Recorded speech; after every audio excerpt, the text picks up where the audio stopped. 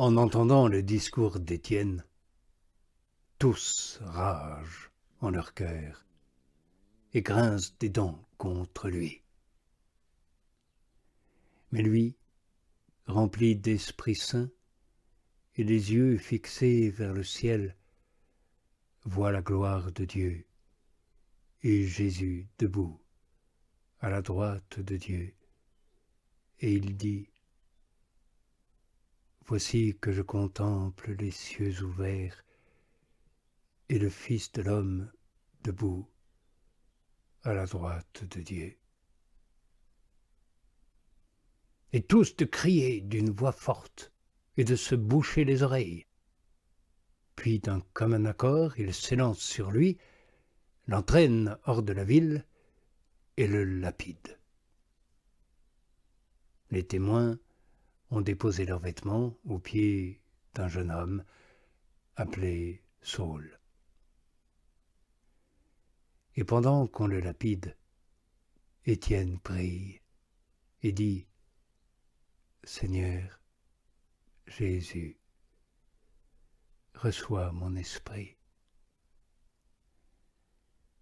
Et, s'étant mis à genoux, il crie d'une voix forte : Seigneur, ne leur compte pas ce péché. Et ce disant, il s'endormit. Quant à Saul, il approuvait ce meurtre. Il y eut ce jour-là une grande persécution contre l'Église de Jérusalem. Tous, excepté les apôtres, se dispersent dans les campagnes de Judée et de Samarie. Des hommes pieux ensevelissent Étienne et font sur lui une grande lamentation. Quant à Saul, il ravageait l'Église. Allant de maison en maison et traînant hommes et femmes, il les livrait à la prison. Ceux donc qui s'étaient dispersés parcoururent le pays en annonçant la bonne nouvelle de la parole. Philippe, qui était descendu dans une ville de Samarie, y proclamait le Christ. Les foules s'attachaient d'un commun accord à ce que disait Philippe, en apprenant et en voyant les signes qu'il faisait. Car de beaucoup de ceux qui avaient des esprits impurs, ceux-ci sortaient en clamant d'une voix forte. Beaucoup de paralysés et de boiteux étaient guéris. Et il y eut grande joie dans cette ville.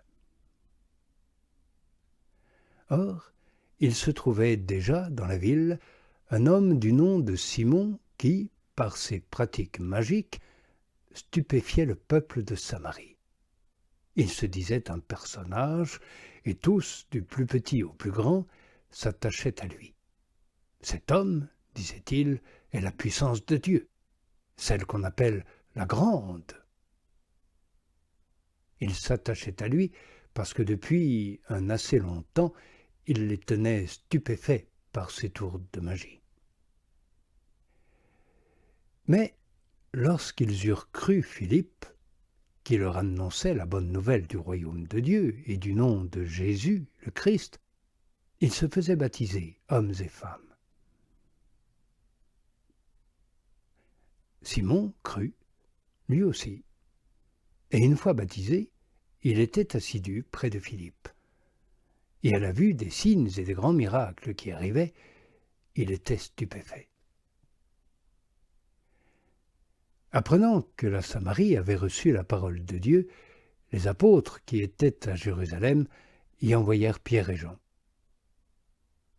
Une fois descendus, ceux-ci prièrent pour eux, afin qu'ils reçoivent l'Esprit Saint. Car ils n'étaient encore tombés sur aucun d'eux. Ils avaient seulement été baptisés au nom du Seigneur Jésus. Alors Pierre et Jean posent les mains sur eux, et ils reçoivent l'Esprit Saint.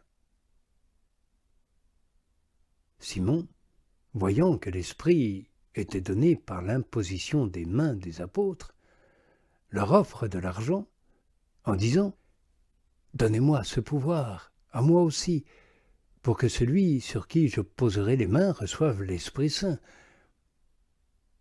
Mais Pierre lui dit, « Périsse ton argent avec toi, puisque tu as cru acquérir le don de Dieu à prix d'argent. Tu n'as ni part ni lot en cette affaire, car ton cœur n'est pas droit devant Dieu. Repens-toi, repens-toi donc de ta méchanceté, et prie le Seigneur pour que te soit remise, si possible, la pensée de ton cœur. Car je vois que tu es dans un fiel amer et des liens d'injustice. » Simon répond et dit, « Priez vous-même pour moi auprès du Seigneur, afin qu'il ne m'arrive rien de ce que vous avez dit. » Eux donc, après avoir rendu témoignage et annoncé la parole du Seigneur, se retournent à Jérusalem. Et ils évangélisaient de nombreux villages des Samaritains. L'ange du Seigneur parle à Philippe et dit, « Pars et va au midi, sur le chemin qui descend de Jérusalem à Gaza. Il est désert. » Il part et se met en route. Justement, un Éthiopien, un eunuque, haut fonctionnaire de Candace, reine d'Éthiopie, et surintendant de tous ses trésors, était venu adorer à Jérusalem. Il s'en retournait, et assis sur son char, il lisait le prophète Isaïe. L'Esprit dit à Philippe, « Avance et rejoins ce char. » Philippe accourt, entend l'Éthiopien qui lit Isaïe le prophète, et lui dit, « Est-ce que tu comprends ce que tu lis ?» Il me dit, « Et comment le pourrais-je, si personne ne me guide ?» Et il prie Philippe de monter s'asseoir près de lui. Le passage de l'Écriture qu'il lisait était celui-ci. Comme une brebis, il a été amené à l'abattoir, et comme un agneau muet devant celui qui le tond, ainsi il n'ouvre pas la bouche. Dans l'humiliation, son jugement a été levé. Prenant la parole, l'eunuque dit à Philippe, « Je t'en prie, de qui le prophète dit-il cela? De lui-même ou de quelque autre ?» Philippe ouvre la bouche et, partant de cette écriture, lui annonce la bonne nouvelle de Jésus. Chemin faisant, ils viennent à un point d'eau. L'eunuque dit, « Voici de l'eau. Qu'est-ce qui empêche que je sois baptisé ?» Il fait arrêter le char. Ils descendent tous deux dans l'eau, Philippe et l'eunuque, et Philippe le baptise.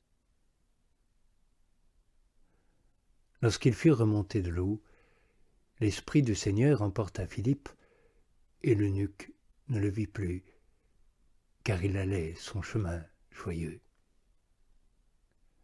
Quant à Philippe, il se trouva dans Azote, et, parcourant le pays, il évangélisait toutes les villes, jusqu'à son arrivée à Césarée.